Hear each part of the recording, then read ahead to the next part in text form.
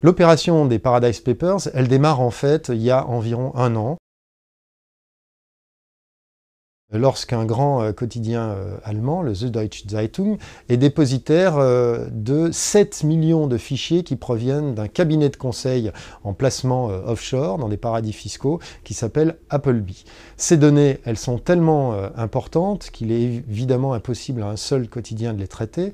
Donc il va les partager avec l'ICIJ, ICIJ, qui est le consortium international de journalistes qui est basé à Washington, et qui lui-même donc va activer à partir de là l'ensemble de ses partenaires pour décrypter, analyser, faire parler ces données pour essayer de voir ce qu'il y a à l'intérieur et ce qu'on peut éventuellement en sortir.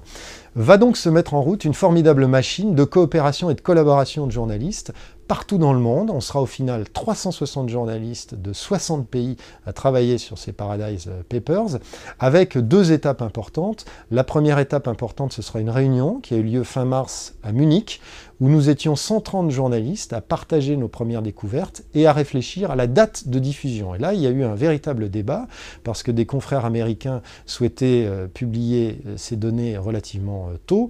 Nous, les Français, avions un problème avec l'élection présidentielle, qui faisait qu'on ne pouvait pas être sur tous les fronts. Et en septembre, les Allemands eux-mêmes avaient leurs propres élections, ce qui fait qu'au final, la date qui a été décidée, ça a été effectivement cette semaine du début novembre. Se poser ensuite, et ça a été la deuxième étape, et ça a été un débat qui a eu lieu pendant l'été 2017, la question du nom qui allait être donné à cette opération. Et c'est pour ça qu'après un débat très animé entre de nombreux journalistes de nombreux pays, il a été validé le nom des Paradise Papers, qui avait l'avantage d'être compréhensible dans l'ensemble des pays, mais aussi de montrer qu'on était bien dans la filiation des Panama Papers. C'était la suite des Panama Papers, avec de nouvelles révélations, mais qui prenaient une autre dimension.